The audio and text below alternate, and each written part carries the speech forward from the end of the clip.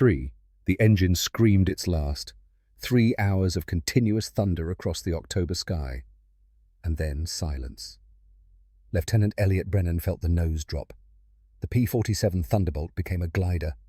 8 tons of Republic steel falling toward the English Channel at 200 feet per minute. No power, no options, just mathematics and gravity. Water rushed toward the canopy. Grey, cold, unforgiving. Brennan's hands moved on instinct. Trim tab, airspeed, angle of descent. The muscle memory of 72 combat missions. His flight boots were already wet. Not from the Channel. From blood running down his forehead where he'd cracked his skull against the gun sight 3 minutes earlier. He keyed the radio one last time. "Big friend, this is Jersey Thunder. Engines out. I'm going in." Static. Then a voice, tight with emotion. "Eli, no. Turn back to France. You can still make it." Brennan looked at his fuel gauge.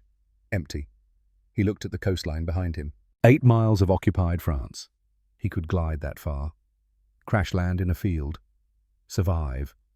Spend the rest of the war in a POW camp while his mother waited in New Jersey and his kid brother worked the farm alone. Or he could stay.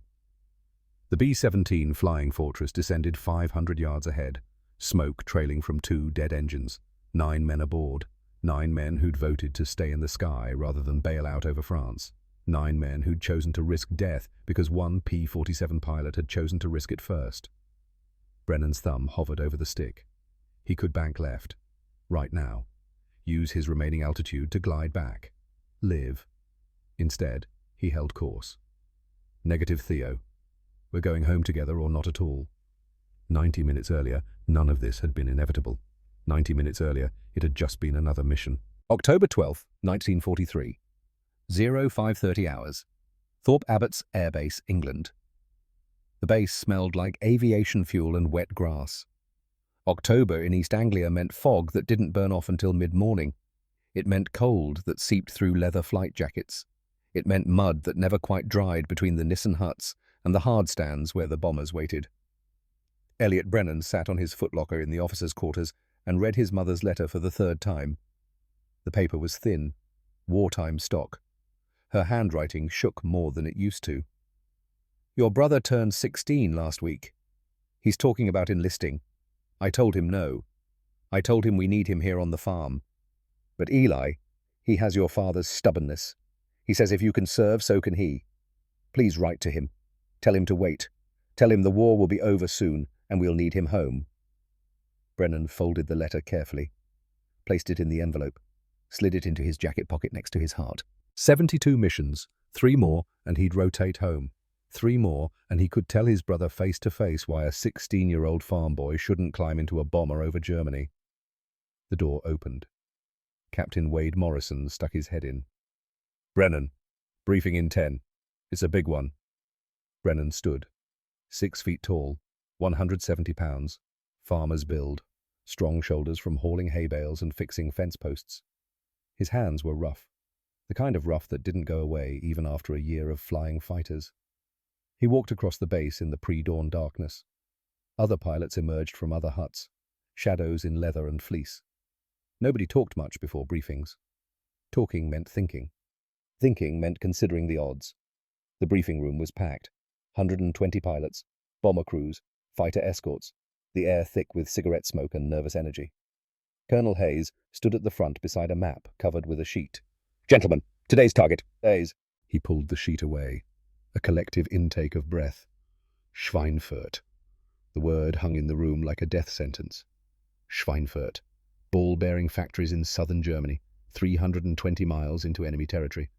Every bomber crew in England knew what Schweinfurt meant. It meant the Luftwaffe would throw everything at them.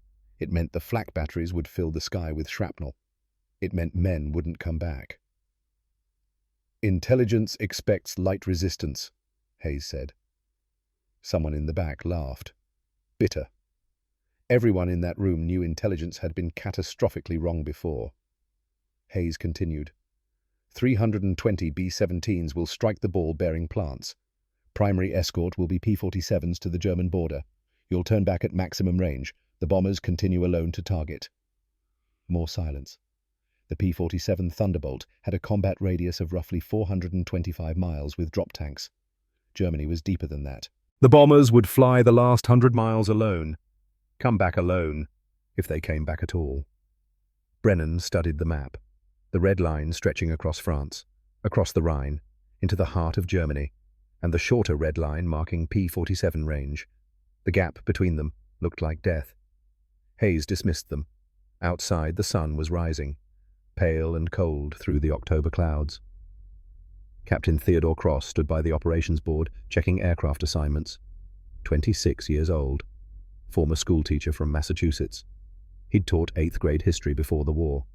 Now he taught young men how to fly 4-engine bombers into hell. His B-17 was tail number 423067. Name painted on the nose, promised return. His wife was 7 months pregnant back in Boston. The baby was due in December. Cross had promised her he'd be home for the birth, hence the name. His crew gathered around him. 10 men. Boys, really. The oldest was 27. The youngest was 19. Lieutenant Preston Whitmore, co-pilot, 22 years old, engineering student from Chicago before the war, brilliant with numbers. Could calculate fuel consumption and bomb trajectories in his head faster than most men could with a slide rule. Cautious by nature. Always ran the numbers twice. Worried constantly, but never let it show to the younger crew members. Sergeant Samuel Mitchell, top turret gunner, 26. Former coal miner from West Virginia. Didn't talk much, shot straight, had ice in his veins when the fighters came. The crew looked to him for stability. Mitchell had seen death before. Underground, in the dark. The sky didn't scare him the way it scared the others. Sergeant Patrick O'Brien, radio operator. 25. Irish immigrant from Boston. Could fix anything with wire and determination. Kept the crew's spirits up with jokes that weren't always appropriate but were always needed. He'd been a mechanic before the war. Worked on radios in a shop on Beacon Hill. His hands were magic with electronics. Sergeant Jack Foster, tail gunner, 23, amateur boxer from Detroit. Fast hands, faster reflexes. Had shot down 3 German fighters in the past month. The tail position was lonely, isolated. 6 hours in a plexiglass bubble with nothing but sky and the occasional fighter trying to kill you. Foster handled it better than most. Corporal Nathaniel Dawson, waist gunner, 19 years old. Farm kid from Iowa, youngest crew member. Still had the eagerness that combat hadn't beaten out of him yet. Mitchell kept an eye on him, made sure the kid didn't do anything stupid. Dawson reminded Mitchell of his younger brother. Same blonde hair, same innocent eyes. Lieutenant Henry Wallace, bombardier, 27, accountant from New York, precise, methodical. Could put a bomb within 50 feet of target from 23,000 feet. Wallace approached bombing the way he approached ledgers. Everything had to balance, every calculation perfect. He was the oldest crew member, married, had a 2-year-old daughter named Emma, and Sergeant Warren Fletcher, ball turret gunner, 20 years old. From a small town in Ohio nobody had heard of. Family was poor, dirt poor. Warren had 5 younger siblings. He sent most of his pay home, kept just enough for cigarettes and the occasional beer. Warren had joined up at 18, lied about finishing high school. The recruiter hadn't checked too carefully. They needed bodies. Warren needed the steady pay. $21 a month as a private, more now as a sergeant, enough to keep his siblings fed. He was the smallest guy on the crew, had to be for the ball turret, 5'6", 135 pounds. Could curl up in that plexiglass sphere beneath the bomber's belly and operate the twin 50 caliber machine guns in any direction. 360 degrees of coverage, 360 degrees of exposure. It was the most dangerous position on the aircraft. If the landing gear failed or the hydraulics got shot out, the ball turret couldn't rotate to the horizontal position, couldn't get the guns out of the way, which meant the gunner couldn't climb out, which meant when the plane landed, the ball turret would be crushed between the belly and the runway. Everyone knew this. Warren knew this. He'd made his peace with it. The ball turret gunners had a saying, "If the gear won't drop, neither will we." Dark humor, but true. Cross looked at his crew. "Check your equipment. We wheels up at 0700. They dispersed. Warren walked toward the aircraft alone. In his pocket was a letter from his mother. It had arrived yesterday. He hadn't opened it yet. Saving it for after the mission. Something to look forward to. Something to remind him why he was here. He didn't know it, but the letter mentioned his cousin. Lieutenant Garrett Sullivan, fighter pilot. Killed 6 months ago when his damaged P-38 Lightning went down over the channel. No escort had stayed with him. He'd died alone in the water before rescue could arrive. Warren's mother had written, "We're so proud of you both. Garrett would have been glad to know you're up there watching over the bombers. He always said the fighter boys had a duty to bring everyone home." Warren Fletcher wouldn't read those words until after the mission, if he survived. Across the airfield, Elliot Brennan walked the pre-flight on his P-47. Republic P-47 D5 Thunderbolt. Registration 226658. Name stenciled below the cockpit, Jersey Thunder. She was a beast, 41 feet long, 14 feet high at the tail, empty weight 7 tons, fully loaded combat weight nearly 8. The Pratt & Whitney R2821 double wasp radial engine dominated the nose. 18 cylinders arranged in 2 rows of 9. Each cylinder displacement of 155 cubic inches. Total displacement 2,800 cubic inches. The massive engine produced 2,000 horsepower at takeoff. Could push the aircraft to 433 miles per hour at 30,000 feet. The engine alone weighed over 2,000 pounds. But that weight was an asset. The big radial could absorb damage that would kill a liquid-cooled inline engine. Could lose cylinders and keep running. Could take 20mm cannon shells and not quit. Armament 8. Browning M2 50 caliber machine guns. 4 in each wing. 425 rounds per gun. Total capacity 3,400 rounds. Rate of fire 850 rounds per minute per gun, which meant all 8 guns firing simultaneously would expend the entire ammunition load in approximately 34 seconds of continuous fire. Brennan knew every second counted. The wings were thick, had to be to house the guns and ammunition. 40 feet 9 inches of span, 300 square feet of wing area. The thick wing profile gave the aircraft its incredible dive performance. Could outdive anything in the sky. Could pull out of dives that would tear the wings off a Messerschmitt. Behind the engine sat armor plating. 3/8 of an inch steel plate protecting the pilot's back and head. Could stop 20mm cannon shells. Had saved Brennan's life twice already. Once when a Focke-Wulf put 3 20mm rounds into the seat back. The armor caught all 3. Brennan had felt the impact through the seat, like being punched by a heavyweight boxer. But the rounds didn't penetrate. Bulletproof glass in the windscreen, 1/4 inch thick. Could take rifle-caliber rounds without shattering. The entire cockpit was a fortress, designed to bring the pilot home. The P-47 wasn't the most maneuverable fighter. The Spitfire could outturn it. The Bf-109 could outclimb it at lower altitudes. But the Thunderbolt could take damage like nothing else in the sky. And when Brennan pointed those 850s at something, it died. He climbed into the cockpit. The seat fit him like a custom suit. 72 missions, 2,800 combat hours. He knew every switch, every gauge, every quirk of this particular aircraft. The throttle quadrant was worn smooth where his hand rested. The control stick grip molded to his palm. The rudder pedals adjusted to his leg length. This wasn't just an aircraft. This was his aircraft. Jersey Thunder had taken him through 72 missions. She'd brought him home 72 times. Through flak, through fighters, through weather that grounded lesser pilots. She'd never quit on him. He trusted her more than he trusted most people. He settled in, checked the fuel gauges. 254 gallons in the internal tank, 84-gallon drop tank slung beneath the belly. Total 338 gallons. At combat consumption rates of roughly 96 gallons per hour, that meant 3.5 hours of flight time. Maybe less under high power settings. Maybe more if he was careful with the throttle. The mission profile showed 3 hours and 40 minutes round trip if everything went according to plan. Everything never went according to plan. Brennan strapped in, shoulder harness, lap belt, parachute harness, Mae West life preserver. The routine was automatic now. Muscle memory. Don't think, just do. The crew chief appeared beside the cockpit. Sergeant Eddie Kowalski, 41 years old. Too old for combat flying, but too valuable to waste anywhere else. He could fix a damaged P-47 with baling wire and profanity. Could diagnose engine problems by sound alone. Had kept Jersey Thunder flying when lesser mechanics would have grounded her. "She's ready, Lieutenant. Clean as I could get her." Brennan nodded. "Thanks, Eddie. 73 today. 73. Kowalski paused, wiped his hands on an oily rag. "Then 2 more. Then home." The crew chief slapped the fuselage. "Bring her back, sir." "Always do." But as Kowalski walked away, Brennan thought about Lieutenant Garrett Sullivan. 6 months ago, April 1943, Sullivan had been flying P-38 Lightning Escort over the Channel, a bomber formation returning from France, damaged, struggling. One B-17 took flak hits. Both engines on the left wing destroyed, losing altitude fast. The other escorts turned back, low on fuel. Orders were orders. Don't risk 2 aircraft for 1. Sullivan stayed, circled the dying bomber, fought off 3 Bf-109s until his ammunition ran out, then just flew circles.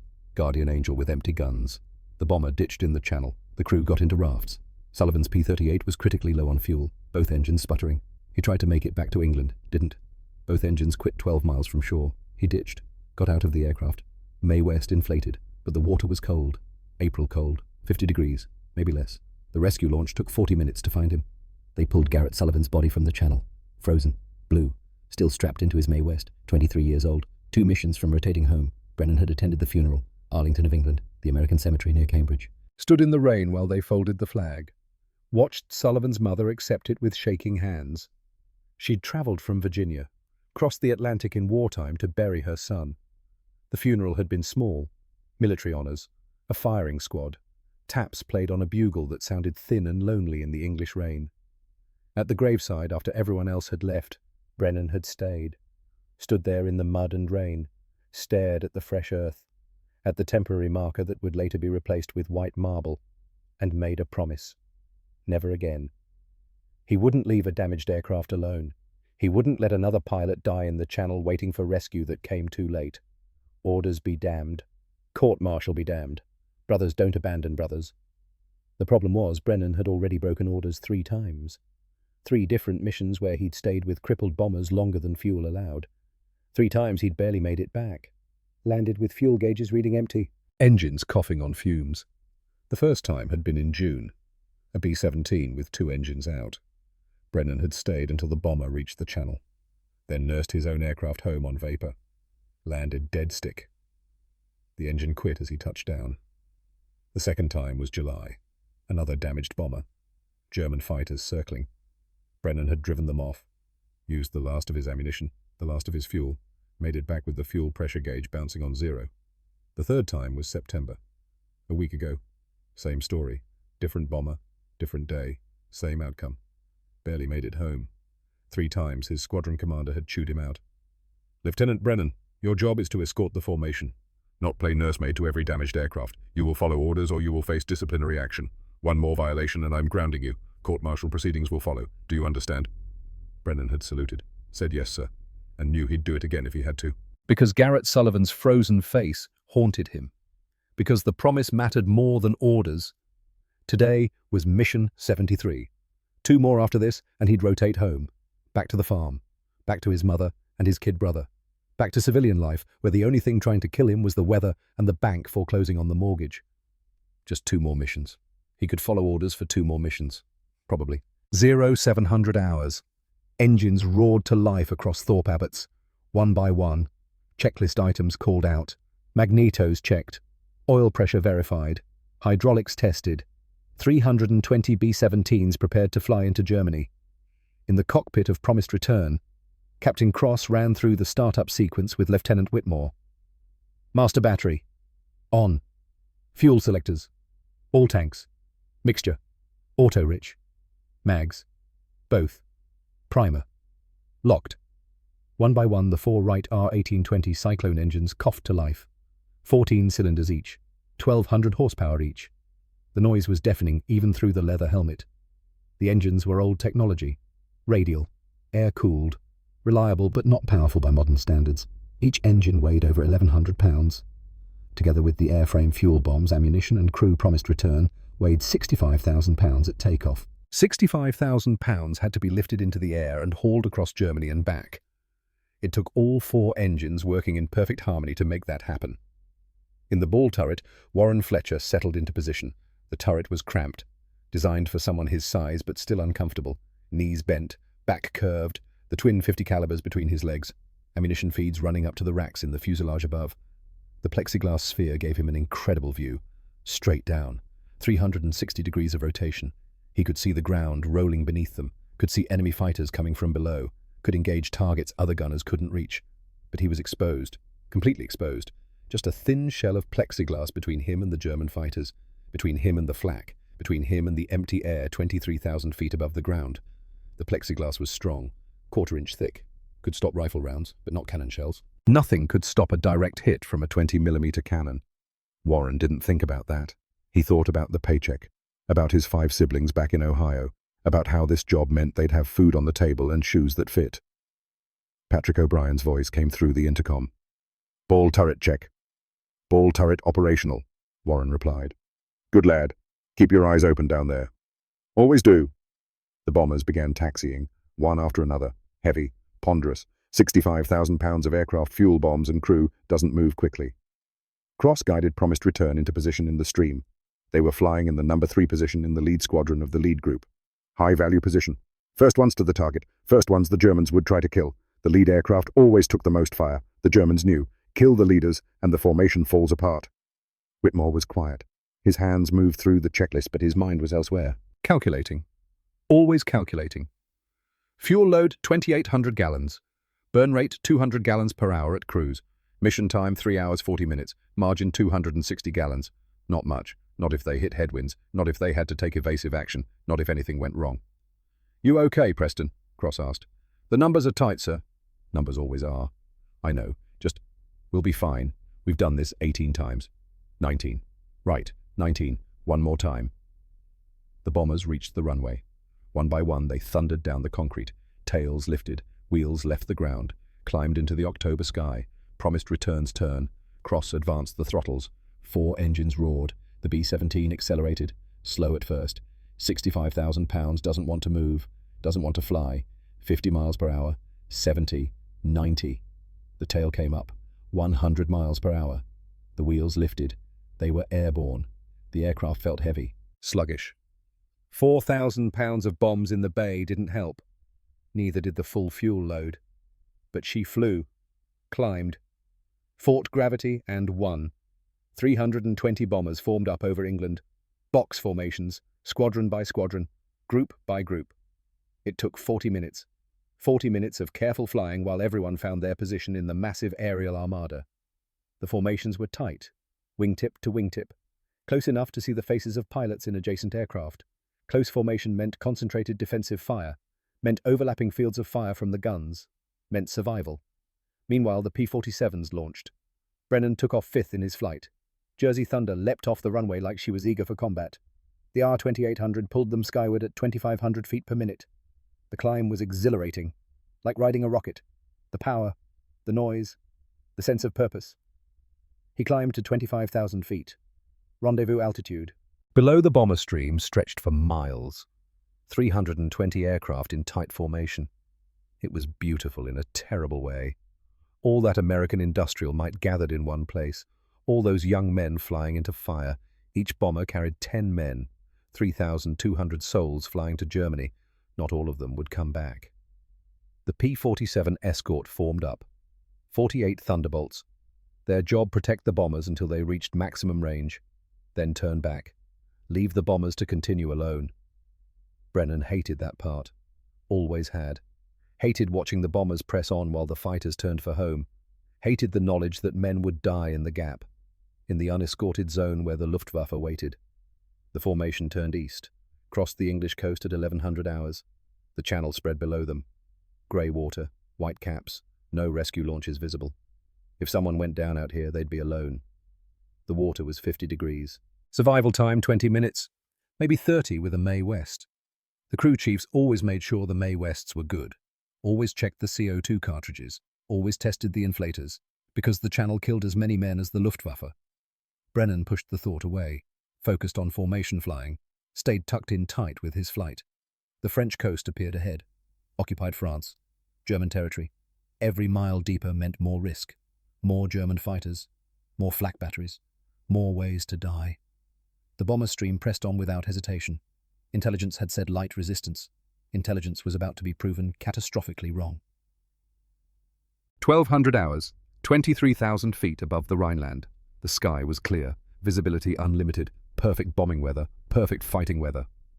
Captain Cross looked down from the cockpit of promised return. Germany spread beneath them like a map. Fields, rivers, roads, towns, everything miniature from this height, everything except the target. Schweinfurt appeared on the horizon. Industrial complex, smokestacks, factories, the ball-bearing plants that kept German tanks and aircraft running. Every tank, every truck, every aircraft, all needed ball bearings. Destroy the plants and the German war machine would grind to a halt. That was the theory. The reality was, 320 B-17s were about to drop into hell. IP in 5 minutes, Lieutenant Wallace called from the bombardier position. Initial point, the turn onto the bomb run. After this, they'd fly straight and level for 6 minutes while Wallace lined up the target. 6 minutes where they couldn't evade, couldn't maneuver, just had to absorb whatever the Germans threw at them. 6 minutes that felt like 6 hours. The bomber formation began its turn, and the Luftwaffe arrived. Messerschmitt Bf-109s, Focke-Wulf FW-190s, dozens of them, rising from airfields across western Germany like angry hornets, the radio filled with warnings. Fighters 10 o'clock high, multiple bandits 2 o'clock level. They're everywhere. Break right, break right. Over 400 German fighters had scrambled to defend Schweinfurt. Not light resistance, maximum effort, every available fighter, every pilot. The Luftwaffe was making its stand here. The sky became chaos. German fighters dove through the bomber formations, cannons blazing, 20mm shells ripped through aluminum fuselage, 50 caliber tracers arced back from the bomber defensive guns, smoke, fire, aircraft falling, parachutes blossoming, men dying. A B-17, 200 yards to cross his left, took a direct hit in the number 3 engine. The engine exploded. Not just fire, explosion. The engine separated from the wing, fell away tumbling. Fire spread across the wing route, engulfed the fuselage. The aircraft fell out of formation, spinning, pieces breaking away. The tail section separated, tumbled separately. No parachutes. The crew died in seconds. 10 men gone. Cross saw it, looked away, had to focus on his own aircraft. Couldn't help them, couldn't save them, could only fly the mission. Another bomber ahead burst into flames. This time men jumped. Parachutes blossomed. 1, 2, 5, 7, 8. They drifted down toward Germany in captivity. Better than death. Barely. The P-47 escorts engaged. Brennan saw a Bf-109 diving toward a struggling bomber. Textbook attack. High side. Deflection shot. The German knew what he was doing. Brennan rolled inverted, pulled through, came out behind the German fighter. Not ideal position. Not a firing solution yet. But closing. Distance 800 yards. Too far. He advanced the throttle. The R-2800 responded instantly. 2,000 horsepower, all of it available on demand. The gap closed. 600 yards. 500. The German pilot saw him. Broke right. Standard evasion. Brennan anticipated. Led the turn. Cut the corner. Geometry instead of aerodynamics. 400 yards. 300. The German pilot was good. Very good. He reversed. Snap roll left. Pulled hard. 6 Gs. Maybe 7. The Bf-109 could handle it. Designed for high G maneuvers. Brennan followed. The P-47 groaned. Protested. The airframe wasn't designed for this. But it held. The wings didn't fold. The rivets didn't pop. 8 tons of fighter following a 3-ton interceptor through maneuvers that should be impossible. 200 yards. 150. The German made a mistake. Pulled too hard. Too tight. The Bf-109 shuddered. On the edge of a stall. Lost energy. Lost speed. Brennan didn't make that mistake. Stayed controlled. Patient. Waited for the shot. 100 yards. Now. He pressed the trigger. All 8 guns erupted. The sound was apocalyptic, even through the leather helmet. The aircraft shuddered. Deceleration from the recoil was immediate. 50 pounds of lead per second, leaving the guns at 2,800 feet per second. The combined recoil force was over 2,000 pounds, like hitting the brakes on a car going 400 miles per hour. But the effect on the target was worse. Tracers converged on the Bf-109. 1 in every 5 rounds was a tracer, which meant for every glowing streak Brennan could see, 4 more rounds were invisible, doing damage, tearing metal, breaking things, hits, solid hits. The Bf-109's canopy shattered. Pieces of metal tore away from the fuselage. The engine cowling disintegrated. White coolant sprayed from the radiator. Glycol. The Daimler-Benz liquid-cooled engine needed it to function. Without coolant, the engine would overheat in minutes. The Bf-109 rolled inverted. Dove away, trailing smoke. Pilots slumped in the cockpit. Maybe dead. Maybe unconscious. Maybe just hoping to get away. Brennan didn't follow. Didn't need to confirm the kill. The bomber was what mattered. Always the bomber. He pulled back up into position. The bombers reached the target. Bomb bay doors opened. The formation flew straight and level into a storm of flak. Black puffs filled the sky. 88mm anti-aircraft shells. Radar-guided. Altitude fused. Deadly accurate. Each shell contained a pound of high explosive surrounded by jagged steel fragments. When the shell detonated, the fragments spread in a sphere. Anything within 50 feet took damage. The formation was flying through hundreds of shells per minute. Shrapnel ripped through aircraft. A piece of metal the size of a dinner plate punched through Promised Return's left wing, missed the fuel tank by 18 inches. If it had hit the tank, they'd be burning right now, falling right now, dying right now. 18 inches. Wallace worked his bomb sight, adjusted for wind, for altitude, for ground speed, for drift, for everything. The Norden bomb sight was a miracle of engineering. Analog computer, gyroscopic stabilization, could calculate trajectories that would take a human mathematician an hour. Did it in seconds. Steady. Steady. Cross held the aircraft rock steady, fought the turbulence from the flak, fought the instinct to evade, had to trust Wallace, had to trust the bomb sight, had to trust that flying straight through hell would be worth it. Bombs away. The aircraft lurched upward as 4,000 pounds of high explosives fell toward the ball bearing factories below. Released from 23,000 feet, the bombs would take approximately 40 seconds to reach the ground. 40 seconds to arc through the air, to accelerate under gravity, to find their targets. Or not. Bombing wasn't precise. Not really. The best bombardiers in the world could put bombs within 100 feet of target from 4 miles up. On a good day, with no wind, with no flak, with perfect conditions. This wasn't a good day, but the bombs fell anyway. All across the formation, bombers released their loads. The sky rained destruction on Schweinfurt. Cross didn't watch. He was already turning away from the target. The rest of the formation followed. Mission complete. Time to go home. Except the fighting wasn't over. The German fighters regrouped, came back for another pass. And then Promised Return's No. 3 engine exploded. The sound was distinctive, not just loud. A physical sensation. A shockwave through the airframe. A 20mm cannon shell had punched through the cowling, detonated inside the engine block. Shrapnel tore through pistons and valves and cylinders. Oil sprayed across the wing, mixed with fuel vapor. Ignited. Fire. Cross felt the aircraft lurch. The control yoke shuddered in his hands. The nose wanted to drop. The left wing wanted to drop. Asymmetric thrust, asymmetric drag. The bomber wanted to roll inverted, wanted to fall. Cross fought it, muscle and will against physics. He wasn't ready to die, wasn't ready to let his crew die.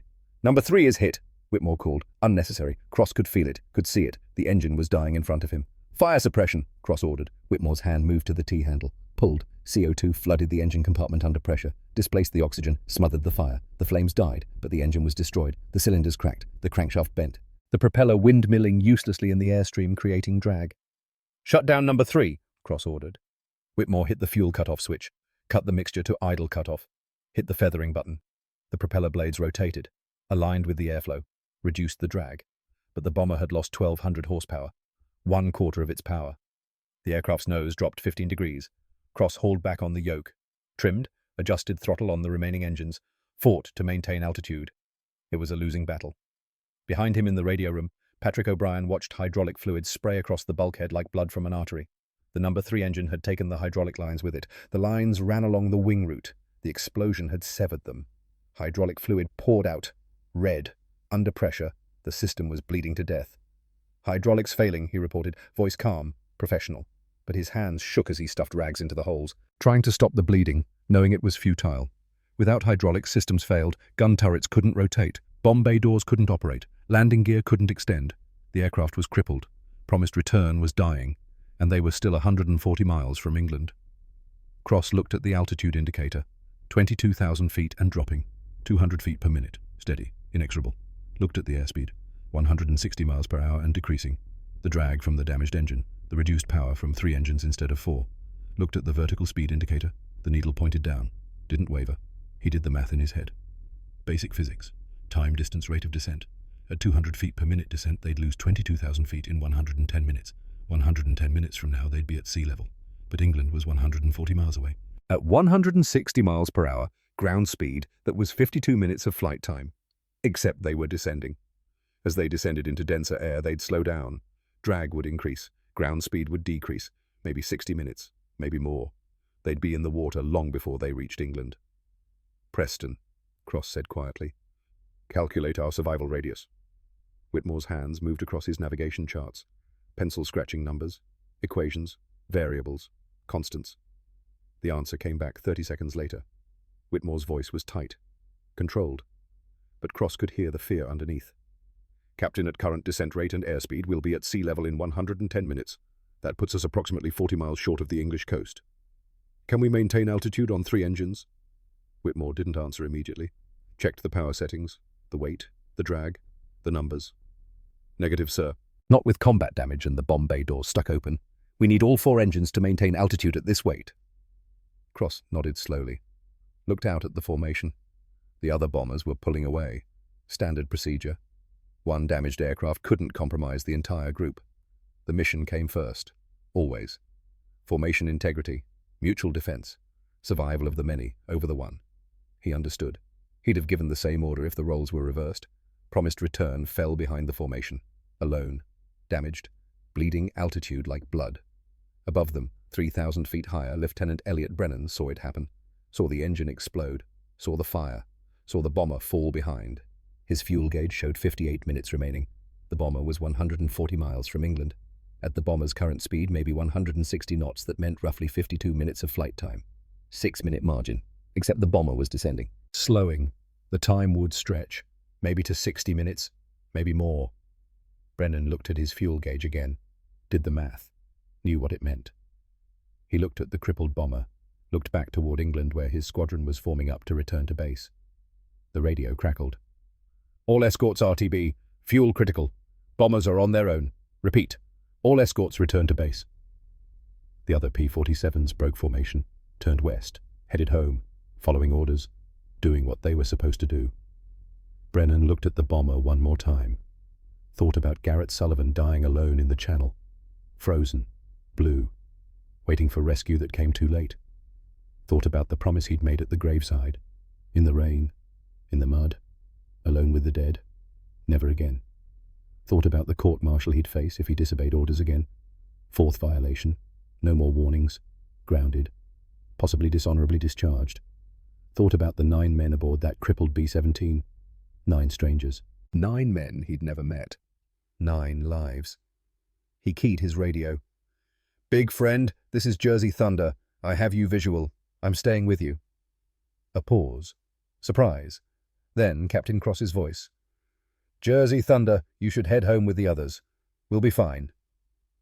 Brennan watched the bomber trailing smoke, watched it sink lower in the sky, watched it die slowly. Negative, big friend. You've got a long way to go. You'll need an escort. Jersey, you don't have the fuel. I have enough. I'm not going anywhere.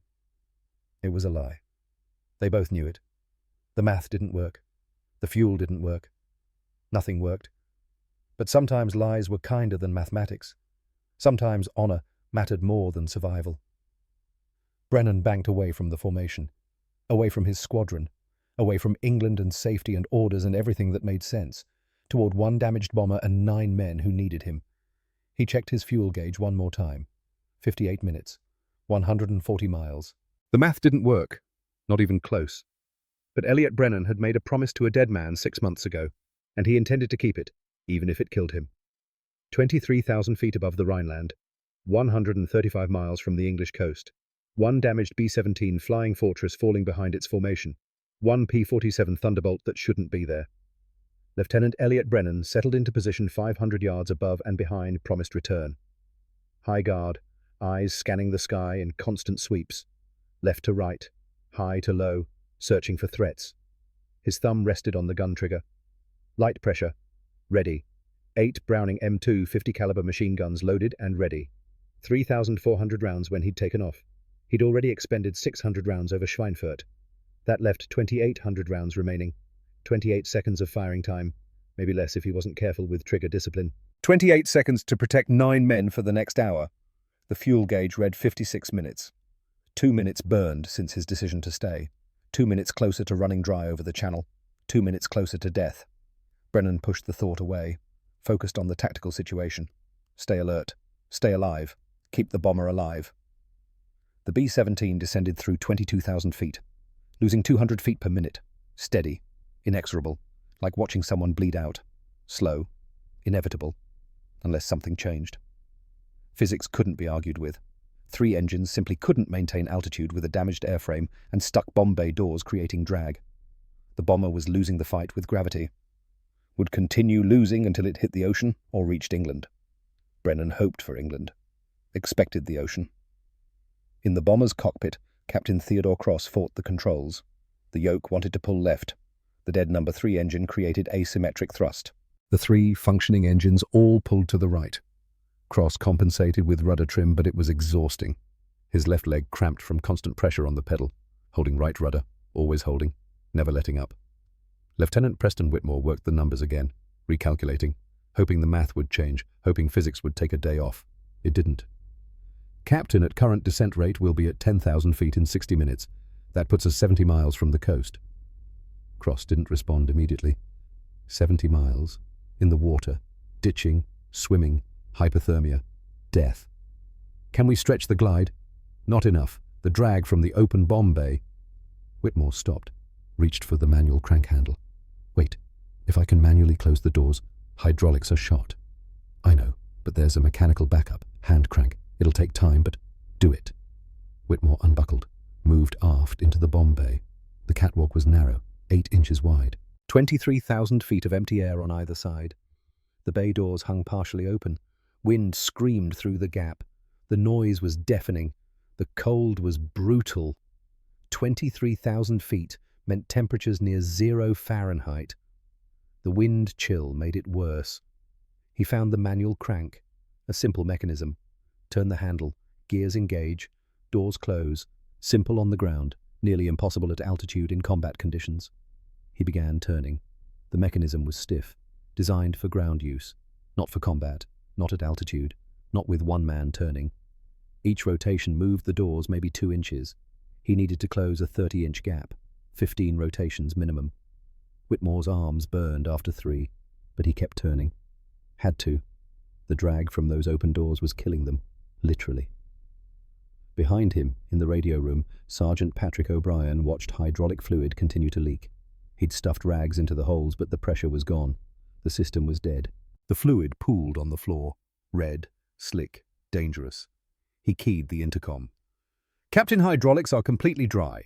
Gun turrets are frozen in position. Top turret can still fire straight ahead. Ball turret is locked facing down. Tail gun is operational. Waist guns can traverse manually. Copy. Sam, you hear that? Sergeant Samuel Mitchell's voice came from the top turret. Calm, steady. Roger, Skipper. I've got forward coverage. But if they come from the sides or rear, I'm no good. Mitchell was a coal miner, had worked underground since he was 16. Dark spaces didn't scare him. Tight spaces didn't scare him.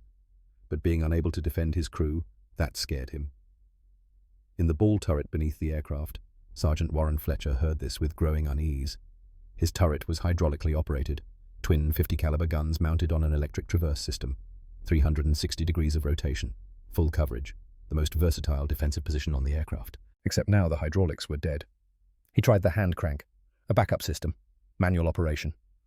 The turret shifted slightly. Sluggish, reluctant.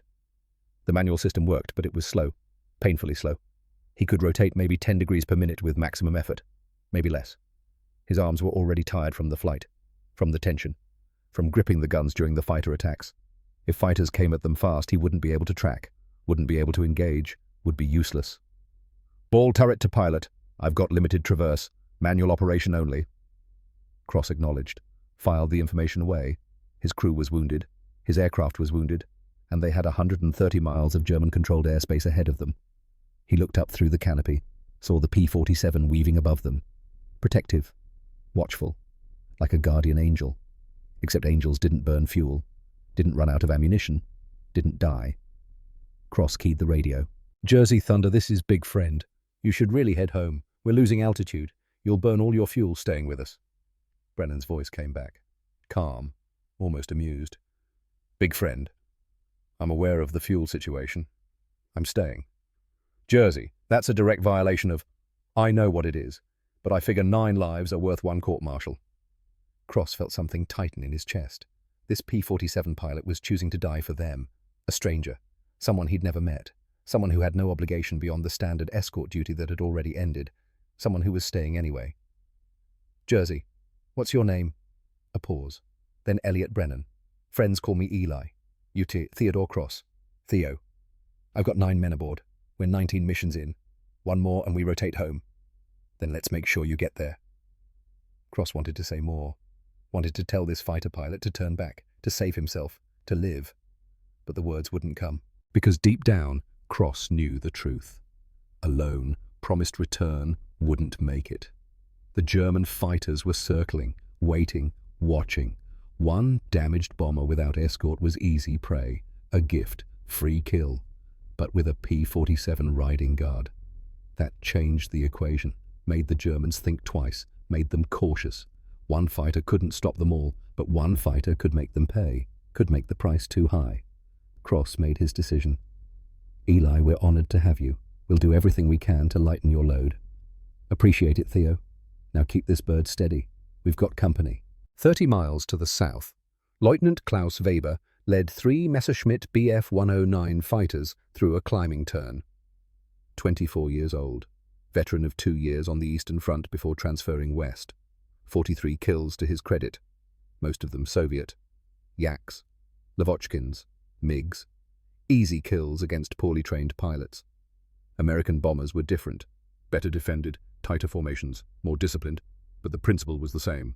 Find the weak, separate them, kill them. His wingman's voice crackled through the radio. Herr Leutnant einzelne schwere Bomber, 4 Uhr niedrig. Single heavy bomber, 4 o'clock low. Weber banked right, looked down through the canopy, spotted the B-17 trailing smoke, falling behind its formation. Alone. Ich sehe ihn. I see him. Perfect target. Damaged. Alone. Should be quick. Easy. Another number for the tally board. Then Weber saw the other aircraft. Smaller. Fighter. Weaving above the bomber in a protective pattern. Jaeger, P-47.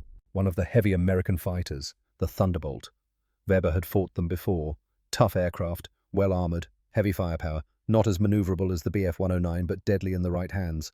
Could take incredible damage and keep flying, but one fighter protecting one bomber. The odds were still good, 3 against 1. Standard tactics would work. Weber keyed the radio. Wir greifen an. Formation zerstören. We attack. Break formation. The 3 Bf-109s split. Classic German tactic. Taught in fighter school. Drilled endlessly. Attack from multiple vectors.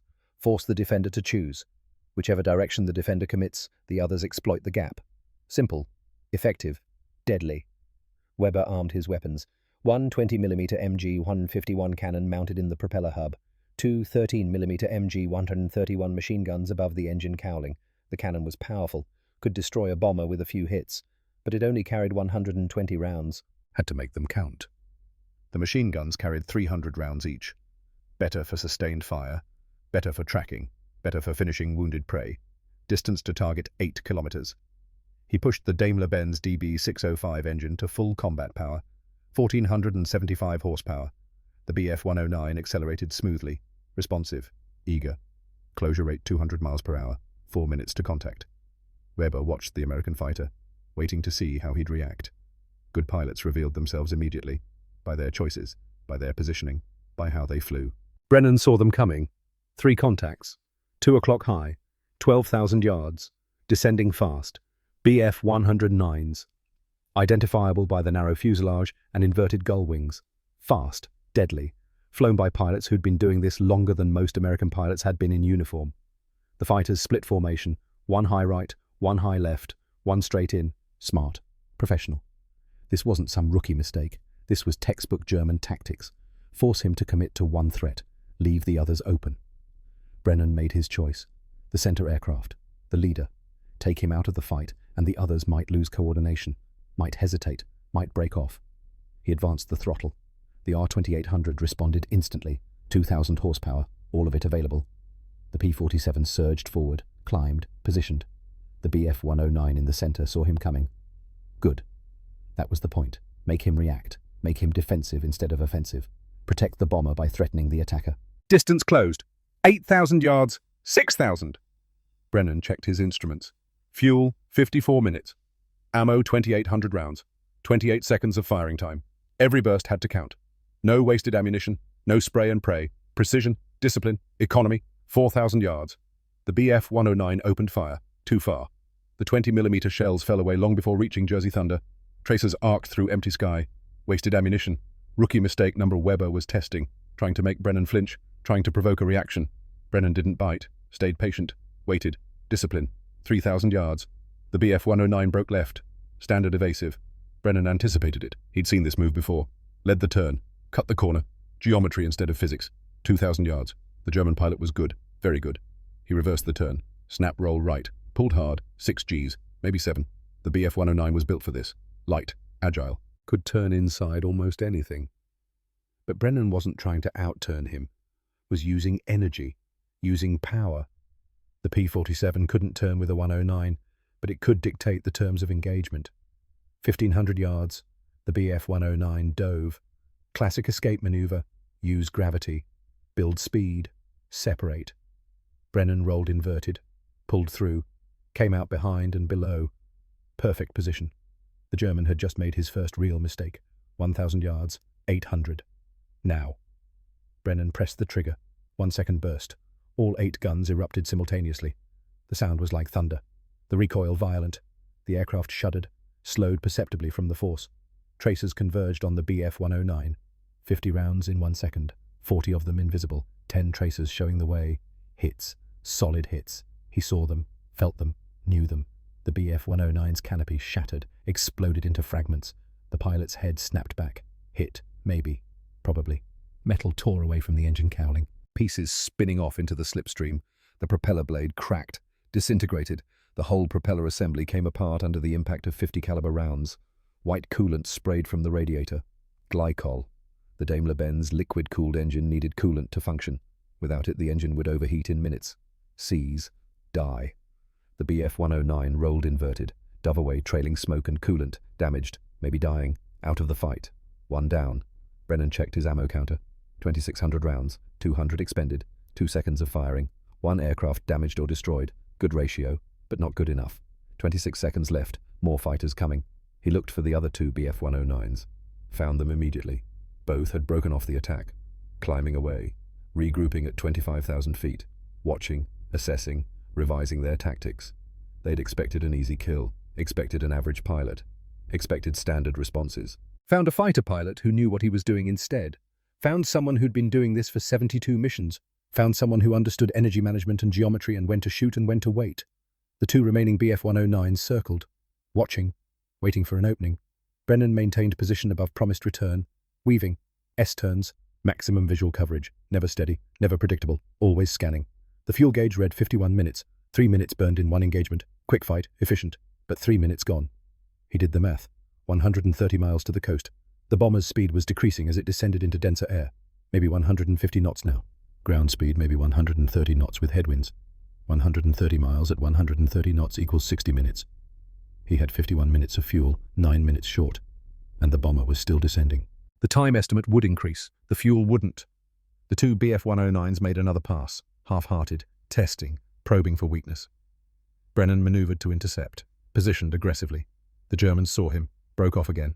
Not worth it. Not yet.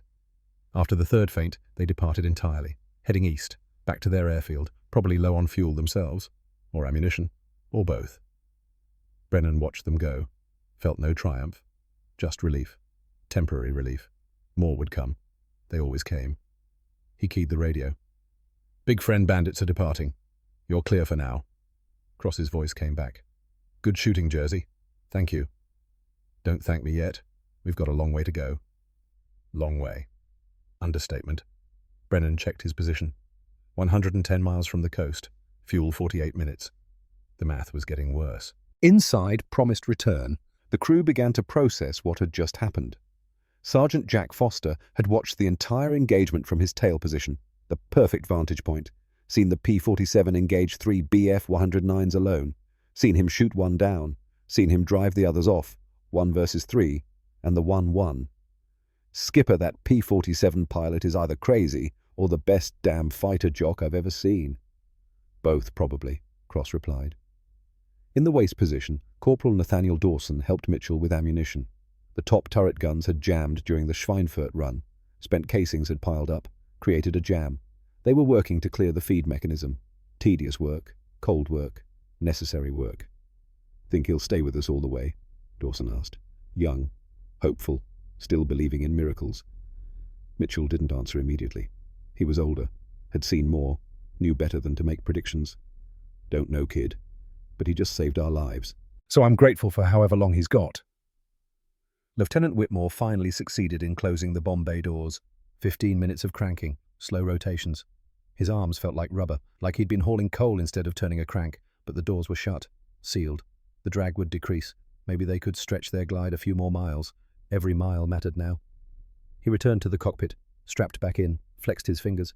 They were stiff, cold, tired. Doors are closed. Good work, Preston. Recalculate our range. Whitmore pulled out his charts, pencil moving across paper, numbers, equations, variables. With reduced drag, assuming we maintain current descent rate, we should make it to approximately 20 miles from the coast before we're at wave top level. 20 miles, still short, but better than 40, better than 70. Progress. Small, insufficient, but progress. Cross nodded. 20 miles is swimming distance. It was a joke, sort of. Gallows humor. 20 miles of October North Sea water. 50-degree water. Survival time 20 to 30 minutes before hypothermia set in. 20 miles might as well be 200. But Cross didn't say that. Leaders didn't voice the darkest thoughts. Leaders kept their crew hoping, kept them fighting, kept them alive. In the ball turret, Warren Fletcher listened to this exchange. 20 miles short, which meant ditching, which meant the ball turret would be the first thing to hit the water, which meant he'd die on impact. He tried the manual traverse again, managed to rotate 10 degrees, slow, painful, exhausting. At this rate, it would take him 30 minutes to get the turret horizontal, 30 minutes to position the guns out of the way so he could climb out. They didn't have 30 minutes once they started the ditching approach. Warren did the math. If they hit the water with him still in the turret, the impact would crush the plexiglass sphere. The ocean would flood in. He'd drown before anyone could reach him. He'd known this was possible when he volunteered for the position. Ball turret gunners had a saying, "If the gear won't drop, neither will we." Dark humor, but true. Warren thought about the letter in his pocket, from his mother. He pulled it out, tore open the envelope with numb fingers, the familiar handwriting, the thin wartime paper. "Dear Warren, we're so proud of you. Your father says you're doing what needs to be done. Your brothers and sisters ask about you every day. Little Mary drew you a picture. I'm enclosing it." Warren smiled despite everything. Mary, 5 years old, drew him an airplane. He could see it, crude, childish, beautiful. The letter continued. "We heard about your cousin Garrett. Such a tragedy. Your aunt is devastated. He was such a good boy. Always talked about the fighter pilots protecting the bombers. Said it was their duty to bring everyone home. I'm glad you're up there doing the same thing. Garrett would be proud." Warren stopped reading. Garrett Sullivan, his cousin. Fighter pilot. Dead 6 months ago. He'd known Garrett was gone, had heard about it. But seeing it in his mother's handwriting made it real. Garrett had been good, really good. 21 kills before he died. P-38 Lightning. Twin-engine fighter. Beautiful aircraft. Deadly. Died in the Channel. Alone. Cold. Waiting for rescue that came too late. Warren wondered if the P-47 pilot above them had known Garrett. The fighter community wasn't huge. They probably crossed paths at some point. Probably drank together. Probably flew together. He keyed the intercom. "Radio, this is Ball Turret. Can you patch me through to Jersey Thunder? I want to ask him something." A pause. Then Cross's voice. "Warren, what do you need?" "Just a quick question for the fighter jock, sir. Won't take long." Another pause. Cross deciding. Weighing. "All right. But keep it brief." "He needs to focus." O'Brien worked his radio. Switches, frequencies. 30 seconds later, "You're connected." Warren keyed his mic.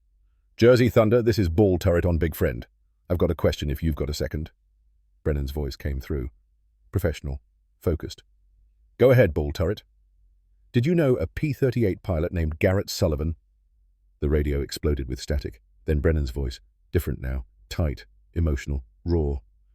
"Garrett Sullivan. Yeah, I knew him. Why?"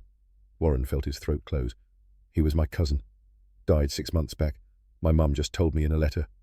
Silence. Long enough that Warren thought the connection had dropped. Long enough to count heartbeats. Long enough to wonder. Then, "Warren Garrett was my wingman. My friend. I was at his funeral. I made a promise at his graveside. That's why I'm here. That's why I'm not leaving you." Warren Fletcher felt something break inside him. This P-47 pilot wasn't just following orders. Wasn't just doing his duty. Wasn't just being professional. He was here because of Garrett. Because of family. Because of promises made to the dead. "Jersey. Thank you. Garrett would have..." Garrett would have done the same thing. He was good people. Best pilot I knew. Yeah, he was. The radio went quiet. Static. Wind. Engines. Nothing more. Up in the cockpit, Cross had heard every word. Understood now why the P-47 pilot had stayed. Why he was burning fuel he didn't have. Why he'd face court-martial. It wasn't about duty. It was about brotherhood. About promises made to the dead. About honor that transcended orders and regulations and common sense. Cross keyed the intercom. Crew, you heard that. Jersey Thunder is here because of Garrett Sullivan, Warren's cousin. So we're going to do everything in our power to make sure his sacrifice isn't wasted. Understood? A chorus of affirmatives. Mitchell, Roger Skipper. Foster, understood. O'Brien. We'll get home, Captain. Even Whitmore, always cautious with his words, we'll make it. The crew had purpose now, not just survival, honor. They owed it to Garrett Sullivan's memory, to the pilot flying above them, to each other. Promised return descended through 18,000 feet, 100 miles from the coast. The engines droned, 3 Wright Cyclones working overtime to keep the crippled bomber airborne. Above them, Elliot Brennan watched his fuel gauge tick down. 45 minutes. He knew the math, knew what it meant, knew he was going to die. But he'd made a promise to Garrett Sullivan 6 months ago in a muddy cemetery in England, and Elliot Brennan kept his promises. 20 minutes later, the second wave arrived. Brennan saw them at 12 miles, 5 contacts, 2 o'clock high, descending in tight formation, BF-109s again, fresh aircraft, full fuel, full ammunition. This wasn't the same unit as before. This was a different squadron, different tactics, different threat. This time, they weren't probing, weren't testing. This was a coordinated strike, professional, deadly. Leading them was Hauptmann Fritz Müller, 31 years old, veteran of the Battle of Britain, 58 confirmed kills, one of the Luftwaffe's top aces, respected, feared, legendary. He'd heard the radio chatter about the single P-47 protecting a damaged bomber, had decided to investigate personally. 5 aircraft against 1 should be routine, quick, easy. But Müller was thorough, professional. He studied the American fighter's tactics as his formation closed, watched how he flew, how he positioned, how he reacted. The P-47 wasn't circling randomly, wasn't wasting energy. He was flying a precise pattern, S-turns above and behind the bomber, maximum visual coverage, optimal positioning to intercept threats from any angle, professional, disciplined, experienced. Müller respected that. Professionalism recognized professionalism regardless of nationality, regardless of which side of the war you were on. He keyed his radio. Achtung, der Armee ist erfahren. Koordiniert angreifen. Attention. The American is experienced. Coordinated attack. The 5 BF-109s split into elements. 2 high right, 2 high left, 1 center. Classic hammer and anvil. Force the defender to commit to one element, then strike from the opposite side. Textbook. Proven. Effective. Distance 10 kilometers. 8 minutes to contact at current closure rate. Müller armed his weapons, checked his ammunition count. Full load, 120 cannon rounds, 600 machine gun rounds, more than enough to kill 1 fighter and 1 bomber. Brennan saw the formation split and knew he was in trouble. 5 versus 1. Multiple attack vectors, coordinated tactics, professional execution. He couldn't cover everything. Physics wouldn't allow it. Geometry wouldn't allow it. He'd have to choose. Commit to one element, hope the others didn't press their advantage, hope luck favored him. Hope wasn't a strategy, but it was all he had. The fuel gauge read 42 minutes. The ammunition counter read 2,600 rounds. 26 seconds of firing time. He needed to make every burst count. No wasted shots, no panic firing. Precision. The 2 BF-109s on the right dove first. Feint attack, drawing his attention, making him commit, making him choose. Brennan didn't bite. Stayed centered, waited, patient, disciplined. The 2 on the left followed 3 seconds later. Also feint, also testing, probing for reaction. The center aircraft, the leader, came straight in. Fast. No deviation, no tricks. Just speed and aggression and skill. That was the real threat. The leader. Always the leader. Brennan rolled right, pulled hard. 6 Gs compressed his body into the seat. Vision greyed at the edges from the acceleration, blood draining from his brain. He fought it, tensed his legs, tightened his core, forced blood back up, maintained consciousness. The center BF-109 tracked him. Adjusted. Compensated. Skilled pilot. Very skilled. This wasn't some rookie. This was someone who knew what they were doing. They merged head-on, both aircraft firing, 20mm cannon shells from the BF-109, 50 caliber bullets from the P-47. Combined closing speed 700 miles per hour. Time to impact 2 seconds. Time to live or die less. Brennan pressed the trigger. 1 second burst. 8 guns roaring, tracers reaching out, finding, Hitting. He saw hits, saw the BF-109's propeller shatter. 3 blades. One broke off completely, spun away, tumbling. The other 2 bent, warped, created massive vibration. The engine cowling tore away, pieces flying off into the slipstream. But the German didn't break off, didn't flinch, kept coming, firing, professional to the end. They flashed past each other, wingtip to wingtip, 50 feet separation, close enough to see the pilot's face, close enough to see his eyes, wide, focused, alive. Brennan pulled up, climbed, looked back. The BF-109 was trailing smoke but still flying, damaged, wounded, but not dead, not yet. The pilot was good, very good, had absorbed damage that would kill most aircraft and kept flying. No time to celebrate, no time to confirm. The other 4 were attacking, 2 from the right, 2 from the left. Hammer and anvil, textbook execution. Brennan banked toward the right element, intercepted their attack angle, fired a 2-second burst, longer than he wanted, but necessary. Had to stop them. One BF-109 broke away immediately, smoke from the wing root, hit, damaged, out of the fight. But the 2 from the left had a clear run at promised return. No interference, no protection. Open shot. Brennan heard Cross on the radio. "Bandits inbound, 8 o'clock." Mitchell in the top turret swung his guns manually. The hydraulics were dead. Had to use muscle. Had to force it. Slow, too slow. The BF-109s closed to 600 yards, opened fire, cannon and machine guns, tracers arcing through the sky. 20mm shells walked across promised return's left wing, punched through aluminum, exploded inside. Each shell carried a pound of high explosive. Each detonation tore metal, shredded structure, destroyed. The number 2 engine, the engine that had been damaged over Schweinfurt, but still running, limping, surviving, not anymore. The cannon shell detonated inside the cylinder block. Superheated metal fragments tore through pistons, through valves, through the crankcase, through everything. Fire erupted from the cowling, orange, bright, consuming. Whitmore's hand moved automatically. Muscle memory, training, hit the fire suppression system, pull the T-handle. CO2 flooded the engine compartment under pressure, displaced oxygen, smothered flames. The fire died, but the engine was destroyed. Cylinders cracked, crankshaft bent, propeller frozen, useless. "Number 2 is gone!" Whitmore shouted. Cross felt the aircraft lurch, violent, sudden, more asymmetric thrust. The nose wanted to drop, wanted to fall. He pulled back on the yoke, fought it, muscle against physics, but now they were down to 2 engines, 2 out of 4, half power. The descent rate increased immediately, 300 feet per minute, 400, 500. The bomber was dying faster now, altitude 16,000 feet and falling. They were running out of sky. Brennan drove off the attacking BF-109s, maneuvered aggressively, fired another burst. 2 seconds, damaged one. The others broke away, climbing, regrouping, but the damage was done. The bomber was crippled, dying. He watched promised return drop below him. Faster now, much faster. The fuel gauge read 38 minutes. The coast was 90 miles away. At the bomber's current speed, slowing as it descended, that was at least 50 minutes. Probably more. 12 minutes short. Maybe 15. Maybe 20. The math didn't work. The numbers didn't add up. Physics was undefeated.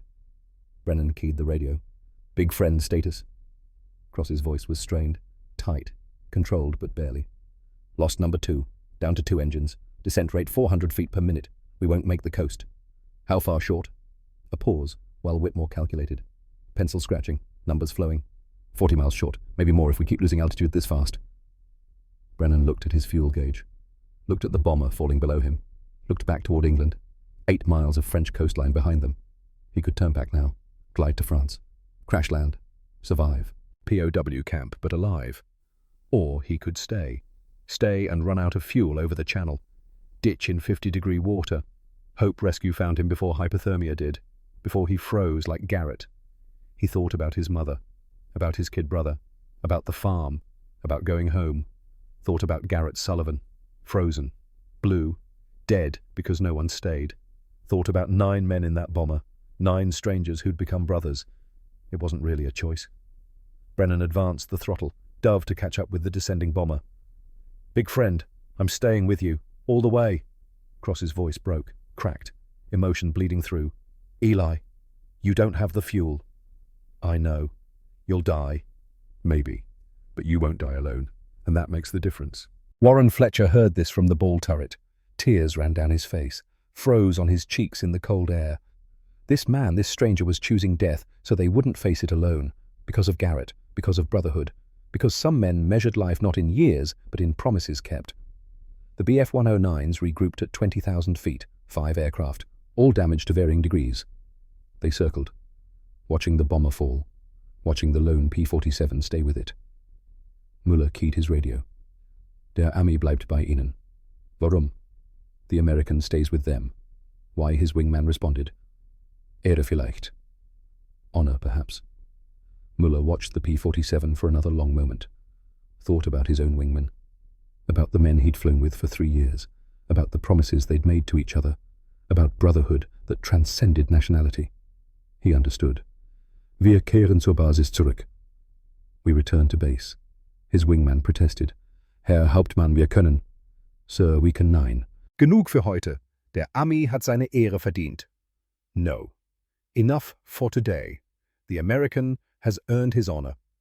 The 5 Bf-109s turned east, departed, left the sky.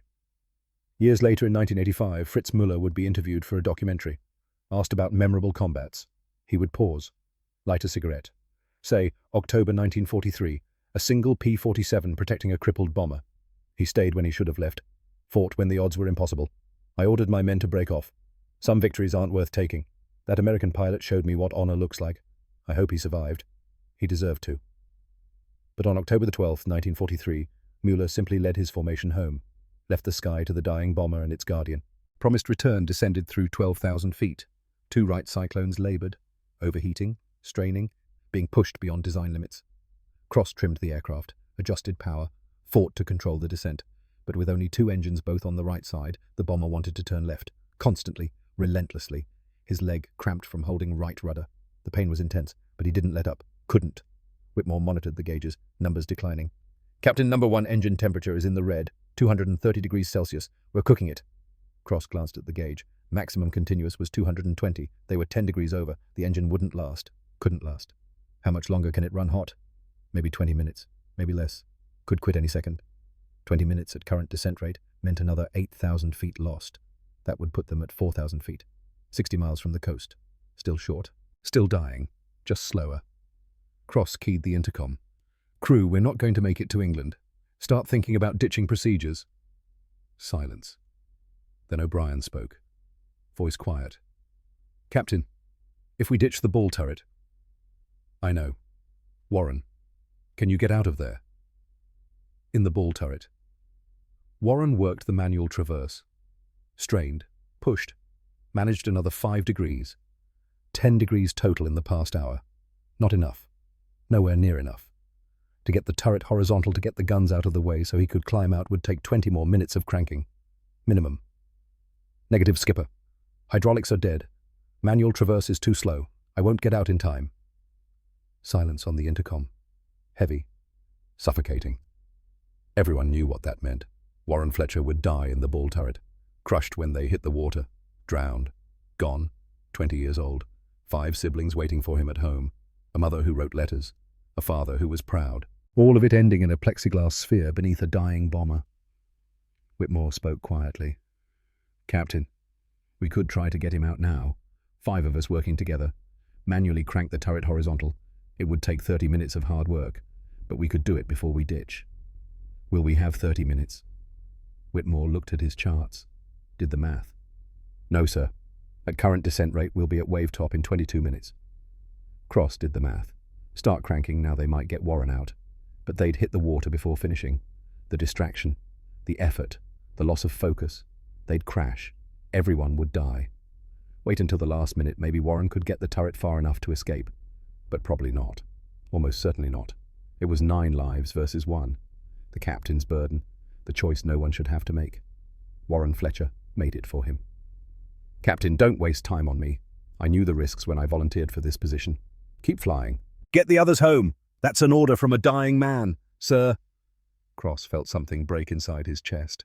Physically break, like a rib cracking, like his heart tearing. Warren, sir, please, let me do this. Let me matter. Let my death mean something. The intercom fell silent. Above them, Elliot Brennan heard every word. His throat tightened, his vision blurred, hot tears in cold air. Another life he couldn't save, another Garrett Sullivan, but this time at least the kid wouldn't die alone. This time someone would be there, someone would witness, someone would remember. Inside the cockpit, Cross made his decision, the hardest decision of his life. Crew, listen to me. Warren Fletcher is choosing to give us minutes so we can have years. We're going to honor that choice. We're going to survive. We're going to get home. And we're going to make damn sure his family knows what he did. We're going to make sure his sacrifice matters. Understood. 8 voices. Quiet. Broken. Determined. Yes, sir. Cross looked up. Saw the P-47 still circling above them. Still there. Still protecting.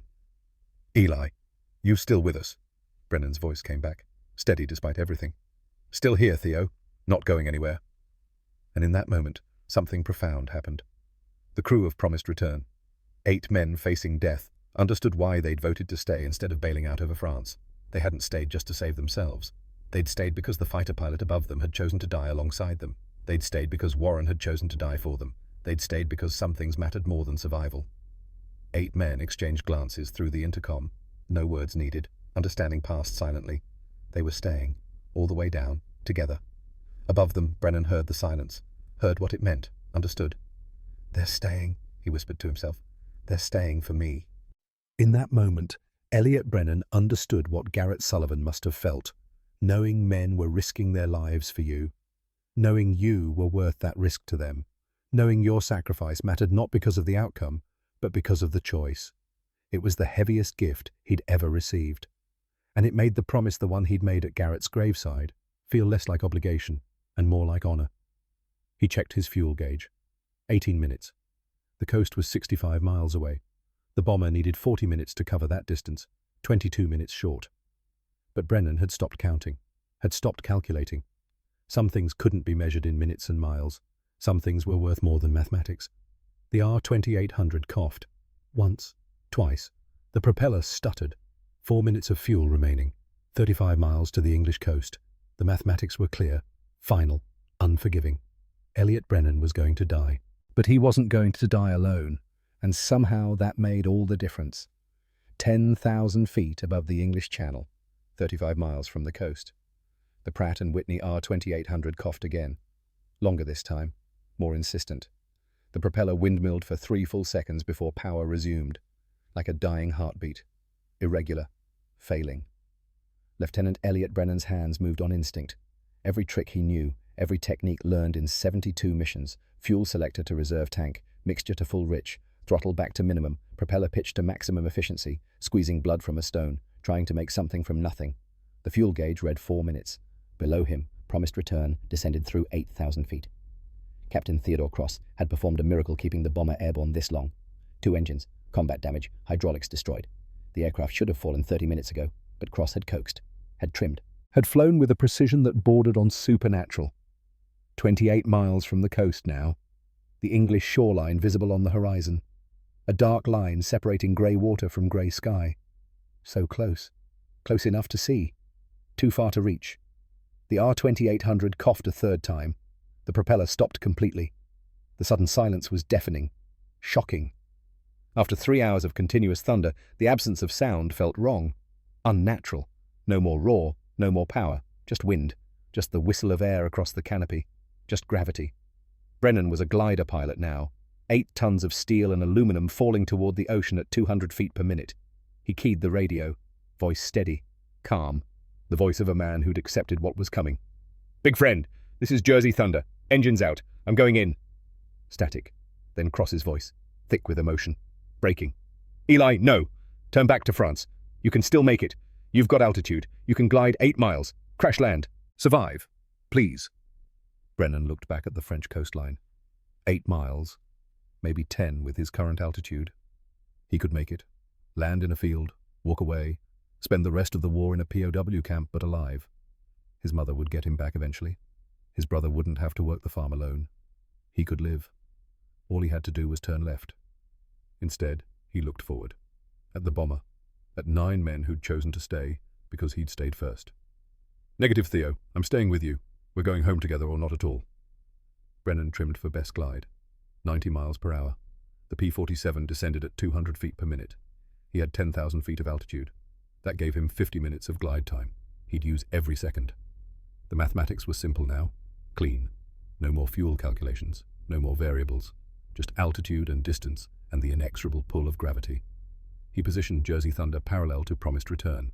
500 yards separation. Close enough to be visible. Close enough that when they hit the water, the rescue aircraft would find both wrecks in the same area, if rescue came in time, if anyone came at all. In the ball turret of promised return, Sergeant Warren Fletcher watched the P-47 descend alongside them, watched the propeller standing still, dead stick, powerless. The fighter pilot had run out of fuel, had chosen to ditch with them rather than turn back to France where he might have survived. Because of Garrett, because of a promise made to a dead man, because brotherhood mattered more than survival. Warren thought about his own promises, the ones he'd made when he enlisted. To his mother, "I'll come home." To his father, "I'll make you proud." To his siblings, "I'll send money every month." He wasn't going to keep those promises. The ball turret was still locked facing down. Manual traverse had moved it maybe 15 degrees total. Not enough, not nearly enough to escape.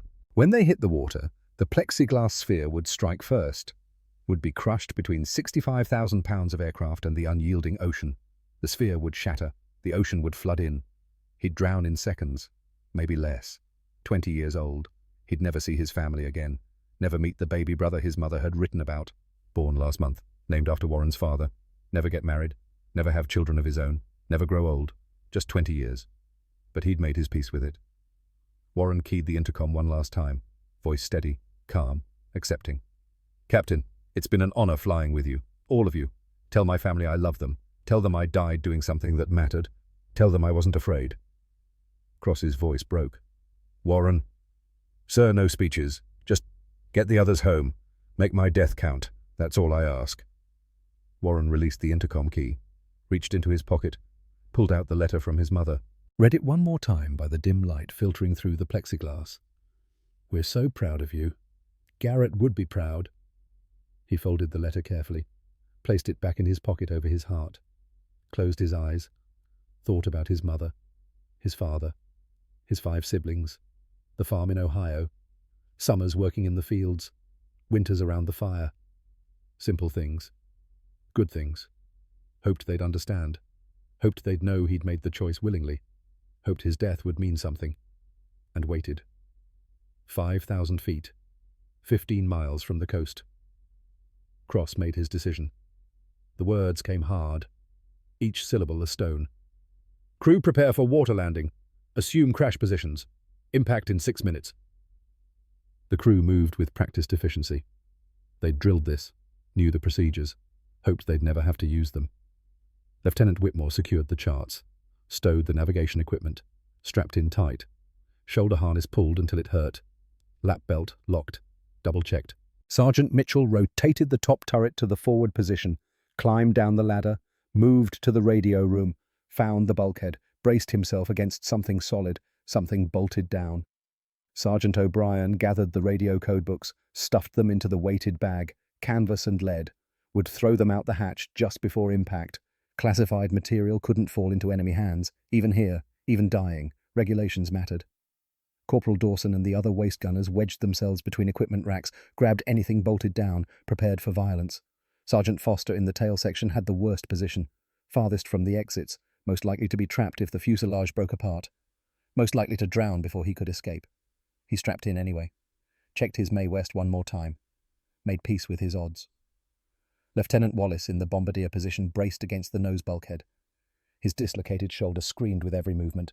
The pain was constant now, blinding, but pain was temporary. The next 2 minutes would determine everything. In the ball turret, Warren Fletcher took off his leather gloves. His hands were cold, numb, but he wanted to feel something real, something warm, something human. He touched the letter over his heart one more time, thought about his mother reading the telegram. "The Secretary of War desires me to express his deep regret." Hoped she'd be strong. Hoped his father would help her through it. Hoped his siblings would remember him. Hoped. 3,000 feet. 10 miles from the coast. Cross lined up into the wind. Reduced power on the 2 functioning engines to idle.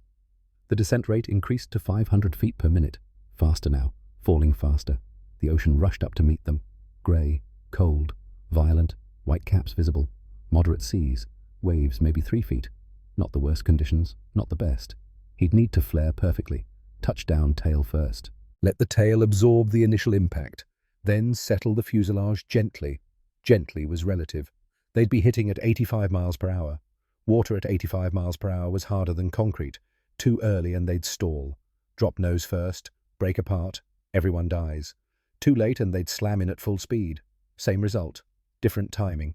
The sweet spot was maybe a 2-second window, maybe less. Cross had never done a water landing for real, had trained, had simulated, had read the manual, but never done it. He was about to find out if theory matched reality. 2,000 feet. Whitmore read off the checklist. Voice mechanical. Detached. The only way to function. Flaps full. Full flaps, Cross confirmed.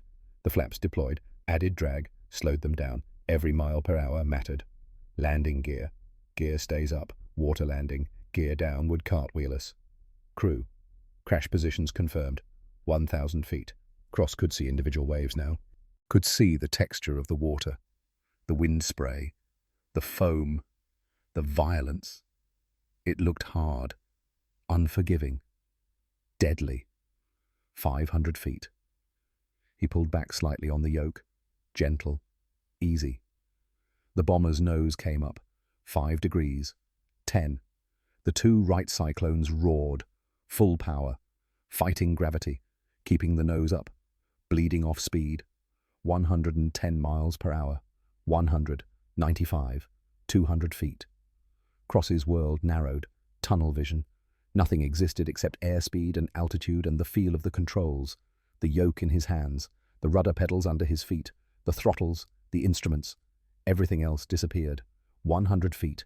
90 miles per hour. Too fast. Still too fast. But it was what they had. 50 feet. 85 miles per hour. Better.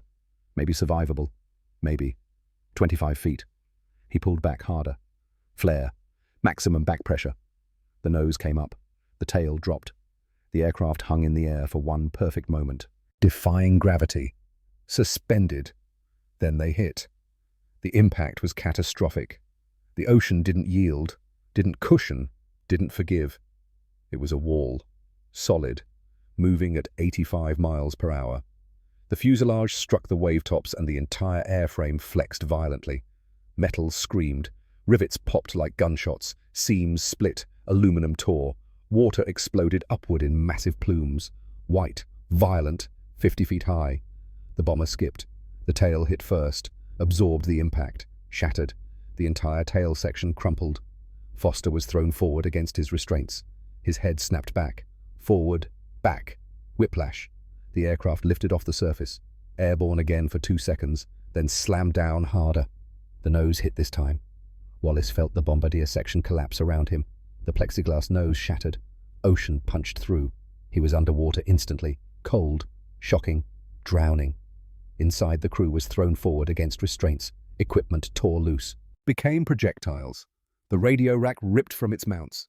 Flew forward. Missed O'Brien's head by inches. Embedded itself in the opposite bulkhead. The ball turret hit first. Always hit first. That was the design flaw. The inevitable outcome. The plexiglass sphere struck the water traveling 85 miles per hour. The sphere shattered instantly, completely. The ocean punched through like a fist through paper. The metal frame crumpled, collapsed inward. The structure that was supposed to protect became a cage, a tomb. Warren Fletcher died in less than a second. The impact crushed his chest instantly. Ribs broke, lungs collapsed, heart stopped, brain starved of oxygen. His last thought, the final electrical impulse in his dying brain, was of his mother's letter, of Garrett, of the fighter pilot who'd stayed. He never felt the water, never felt the cold, never felt afraid, just darkness. And then nothing. The bomber slid forward across the surface. 300 yards. 400. Friction fighting momentum. Physics versus physics. Finally stopping. It settled low in the water, tilting left where the damage was worst, where the number 2 and number 3 engines had been destroyed, where the wing was weakest. Water poured through 100 cracks and holes, through split seams, through shattered windows, through broken hatches. The aircraft had maybe 2 minutes before it sank. Maybe less. Cross unbuckled with shaking hands. "Everybody out now, now, now!" The crew scrambled, survival instinct overriding injury and pain and shock. Hatches opened. Men climbed onto wings, onto the fuselage, anywhere above the waterline, anywhere with air. Life rafts deployed. Automatic systems still working. Orange rafts, bright against the grey water. CO2 cartridges inflated them with a hiss. Cross counted heads as men jumped into the water. 1, 2, 3, 4, 5, 6, 7, 8, 9 crew members, 8 visible. Warren. Cross looked toward where the ball turret had been, saw only crushed metal, twisted aluminum, dark water flooding in through the shattered sphere. Whitmore appeared beside him on the wing, saw the same thing. His face went white. "Captain, he's gone.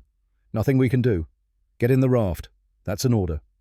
Whitmore hesitated, looked at the wreckage, wanted to try, wanted to dive down, wanted to save him.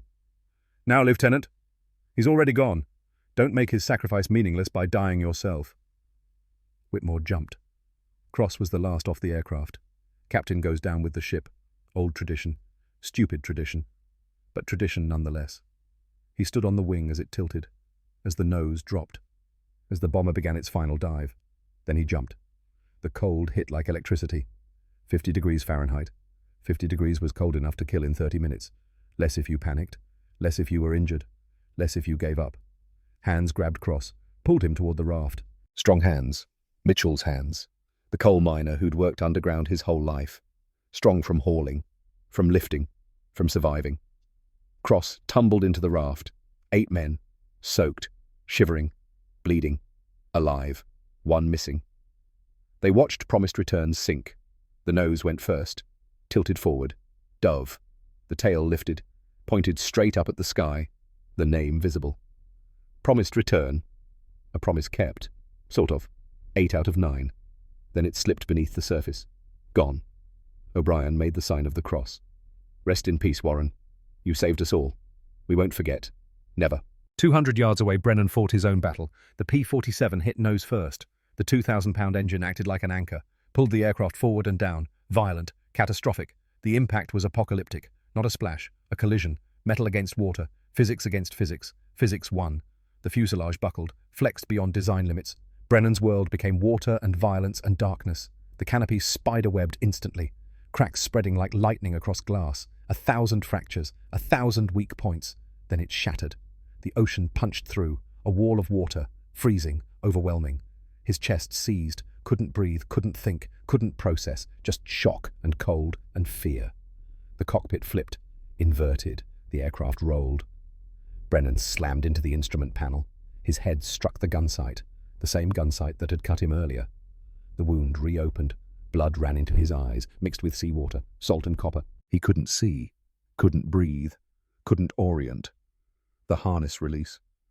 Where was it? His hands were numb, cold, clumsy, useless. He felt for it, found the buckle, pulled. Nothing. Jammed. The buckle was bent, damaged from the impact. Wouldn't release. Jersey Thunder was sinking, fast. He could feel it. The pressure building in his ears, the light fading, the darkness closing. 30 feet down, 40, 50. The light from the surface growing dimmer, greener, dying.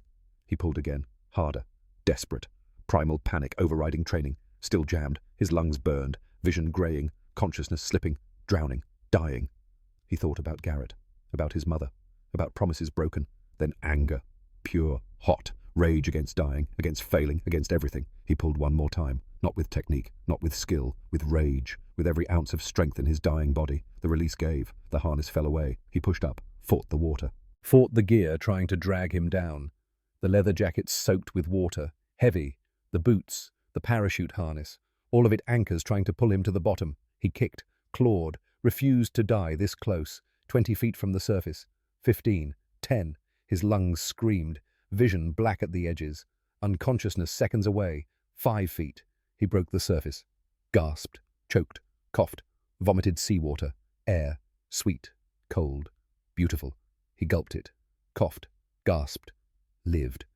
Jersey Thunder's tail slipped beneath the waves 20 feet away. The last piece of her, the vertical stabilizer with the number 226658, gone. 3 hours ago she'd been perfect, powerful, deadly. Now just wreckage on the ocean floor. Brennan inflated his Mae West, fumbled for the toggle, pulled. The CO2 cartridge worked, the vest ballooned around his chest, kept his head above water. But the cold. God, the cold. It wasn't gradual. It was immediate. Violent. His fingers went numb within seconds. His legs felt like lead within a minute, hypothermia setting in, stealing heat, stealing life. He looked around, disoriented, struggling to focus, saw orange, the life rafts, 200 yards away, might as well be 200 miles. He started swimming, each stroke agony.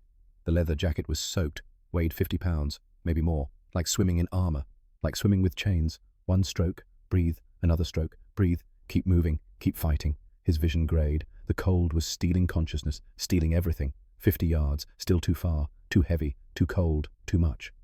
He thought about Garrett Sullivan, wondered if this was how it felt. Cold, dark, alone, dying in the channel while help was too far away. Except Brennan wasn't alone. A voice, shouting, distant but real. There in the water somebody's swimming. Jesus Christ, it's the P-47 pilot. Get him now, paddle, paddle. Hands grabbed him, pulled him toward the raft. Strong hands, desperate hands, hands that refused to let him die. Brennan felt himself lifted, tumbled into the raft, landed on something soft. Someone, didn't know who, didn't care. It's Eli, he's alive. Get a blanket on him, he's hypothermic. Eli, stay with us, come on, stay with us. Brennan couldn't speak, his jaw wouldn't work. The shivering was too violent, uncontrollable, his whole body convulsing. Someone wrapped a blanket around him, wool, rough, smelled like oil and sweat. Beautiful. Cross's face appeared above him. Eli, you crazy son of a bitch, you actually did it, you actually stayed. Brennan tried to smile, managed something that might have been a grimace, might have been a seizure. Cross gripped his shoulder, tight, holding on. You saved us, all of us. You're a goddamn hero. Brennan found his voice, barely a whisper, cracked, broken. Told you, brothers don't abandon brothers. Cross felt tears on his face, hot against cold skin. Didn't wipe them away, didn't care who saw. This man had chosen death so they could live, had run out of fuel, had ditched in the channel, all for 9 strangers, all because of a promise to Garrett Sullivan. The raft held 9 men, 8 from promised return, 1 fighter pilot who shouldn't be there. 1 was missing. Warren Fletcher, 20 years old, ball turret gunner, dead. The men sat in silence, floating in the channel, 30 miles from England. The water was cold, the wind was bitter, and they had no idea if rescue was coming. 18 minutes. That's how long they waited. 18 minutes in 50-degree water. The longest 18 minutes of their lives. Some men started shaking uncontrollably. Dawson's lips turned blue. His teeth chattered so hard Cross thought they'd break. Mitchell held him. Shared body heat, the only thing they could do. Foster recited prayers. Hail Mary, full of grace, our Father who art in heaven. Catholic prayers his mother had taught him, had made him memorize. He'd thought it was pointless then, not anymore. Whitmore calculated their odds. Couldn't help himself, even now, even dying. Water temperature 50 degrees, survival time 30 minutes without protective gear. They'd been in 18 minutes. They had 12 left. If rescue didn't arrive in 12 minutes, they'd start dying, one by one. Hypothermia didn't discriminate, didn't care about rank or courage or promises, just cold, just death. O'Brien saw it first. There on the horizon movement. A boat, small, fast, white wake, cutting through the waves. It's a launch air sea rescue, the men started shouting, waving, screaming, anything to be seen, anything to be saved. The launch changed course, headed straight for them. The British had been monitoring frequencies, had heard the ditching calls, had launched immediately, doing what they did, saving men from the channel. Day after day, mission after mission. How many had they saved? Hundreds, thousands. The boat pulled alongside, through lines. British sailors hauled the Americans aboard, one by one, gentle but efficient. They'd done this before, too many times, knew the routine. Brennan was 4th out of the water. 2 sailors grabbed him under the arms, lifted. His legs didn't work, couldn't support weight. They carried him, laid him on the deck. This one's in rough shape. Get blankets, hot tea, move. Cross came next. He immediately went to Brennan, knelt beside him on the pitching deck. Eli, you made it. We made it. We're alive. Brennan's eyes opened, focused, tried to focus. Warren. Cross's expression said everything. The hope dying, the reality settling. Brennan closed his eyes. 1 saved, 1 lost. The mathematics of war. Always taking, always costing, never free. The British captain approached. Commander James Peterson, 45 years old, veteran of Dunkirk and Norway. He'd pulled hundreds of men from the Channel, hundreds of stories, hundreds of nightmares. Which one of you mad Yanks fought off 20 Jerry fighters for 90 miles? Cross pointed to Brennan, shivering, bloody, barely conscious, barely alive. This man, Lieutenant Elliot Brennan, he stayed with us when he should have turned back. Burned all his fuel, ditched alongside us rather than leave us alone. Peterson looked at Brennan, really looked, saw the dedication, the sacrifice, the cost.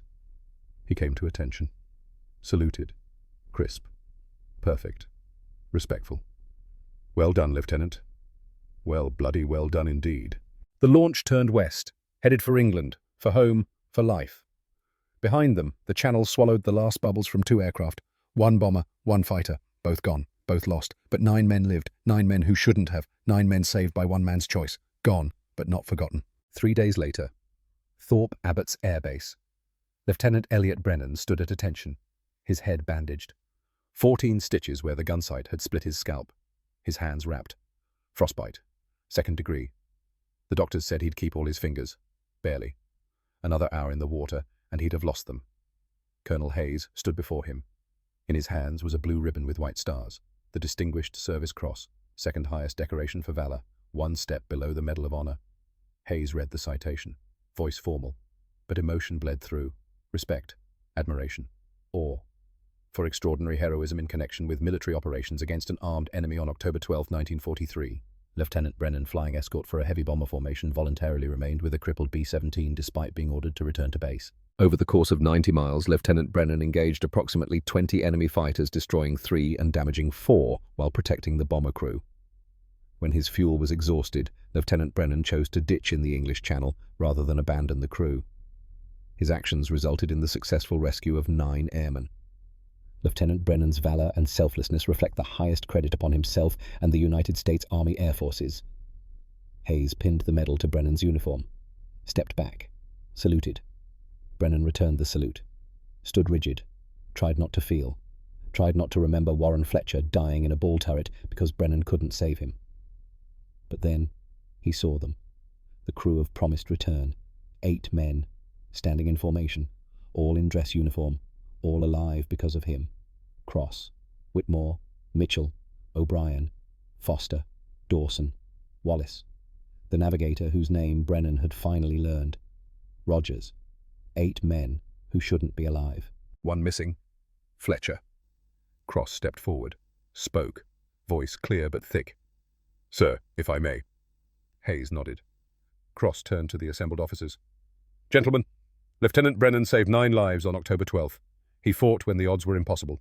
He stayed when he should have left. He chose death so we could live. That's not courage. That's something beyond courage. That's brotherhood. The 8 men snapped to attention, saluted in unison. Brennan felt his composure crack, felt his eyes burn, felt everything he'd been holding back for 3 days threaten to overwhelm him. The ceremony ended. Officers dispersed. But the crew surrounded Brennan. Cross shook his hand, gripped it tight, wouldn't let go. Eli, thank you. Those words aren't enough. Will never be enough. But they're all I have. Brennan found his voice. Theo, I lost Warren. I couldn't. Warren made his choice, just like you made yours. He died so we could live. Honor that. Don't diminish it with guilt. O'Brien pulled Brennan aside, handed him an envelope. From Warren's mother. I wrote to her, told her everything. She sent this. Brennan opened the letter with shaking hands. Dear Lieutenant Brennan, they told me about my son, about how he died, about how you stayed with him so he wouldn't be alone. Thank you. Thank you for trying. Thank you for caring. Warren wrote about you before the end. He said Garrett's friend was protecting them. He was proud to die with you there. I'm proud. Please know that Warren's death meant something. 9 families have their sons back because of him, and because of you. God bless you, Lieutenant. Signed, Margaret Fletcher. Brennan folded the letter, put it in his pocket next to his mother's letter. There's more, O'Brien said quietly. Warren's mother sent a photograph, taken a week before the mission. Brennan looked at the photograph. Warren Fletcher, smiling, young, alive, holding a tiny infant.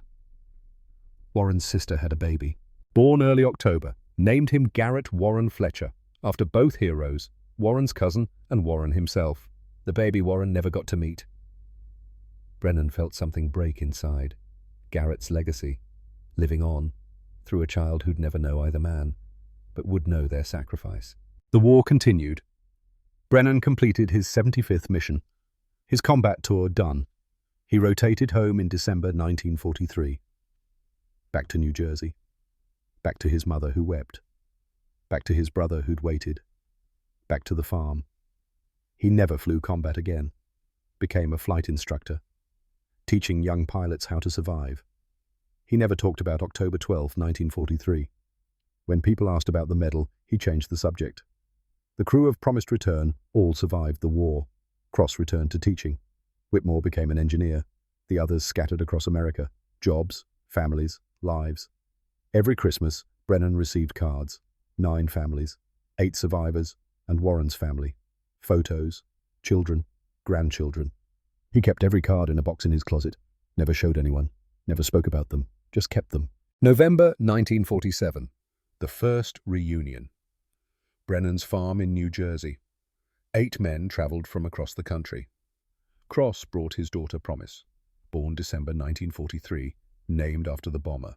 They set up a 9th chair, empty, for Warren. Cross stood, raised his glass. "We stayed because you stayed. If you were willing to die for us, we weren't going to let you die alone. That's what brothers do." The reunion became tradition. Every year, same place. Warren's chair always empty. Fletcher family always represented. 1998.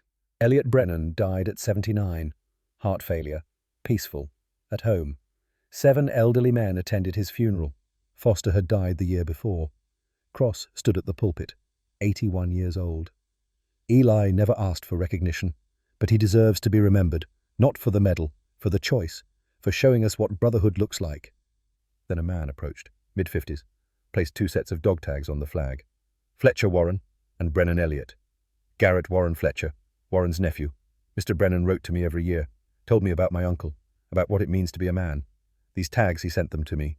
Said when I had a son, I should tell him about the day 9 men came home because 1 man refused to leave. Cross gripped his hand. "Did you have a son?" "Yes, sir. Born last year.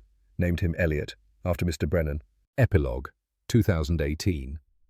75 years later, National Museum of the United States Air Force, a restored P-47 Thunderbolt on display, painted to match Jersey Thunder. Beside it, a plaque, Lieutenant Elliot Brennan, October 12, 1943, Distinguished Service Cross, fought 20 enemy fighters for 90 miles to protect a damaged B-17, saved 9 lives, the definition of brotherhood. 73 descendants gathered. 4 generations, among them Elliot Fletcher, 21, great-great-nephew of Warren. His grandfather, Garrett Warren Fletcher, now 75, stood beside him. He wrote to me every year, 55 letters, always the same message: honor matters, sacrifice matters, brotherhood matters. Garrett stepped forward to speak. My great-uncle Warren died at 20. Lieutenant Brennan chose to die alongside him. 2 men, 2 choices. Because of them, everyone in this room exists. 73 people across 4 generations. He placed his hand on the P-47's wing. They asked Eli why he didn't turn back. He said, "I didn't choose to die. I chose for them to live. And that's what brothers do." Silence. 73 people alive because of 2 men dead 75 years. The mathematics of sacrifice, the legacy of brotherhood, the promise kept. If this story moved you, honor their memory by sharing it. Tell your family, tell your friends. Make sure acts of heroism like this are never forgotten. Next time we'll tell you about the B-24 crew who landed their burning bomber to save trapped gunners. Until then, remember, the greatest generation wasn't great because they never faced fear. They were great because they chose honor when fear demanded retreat. They chose brotherhood when survival demanded selfishness. They chose sacrifice when logic demanded self-preservation. And in those choices, they showed us what it means to be truly human.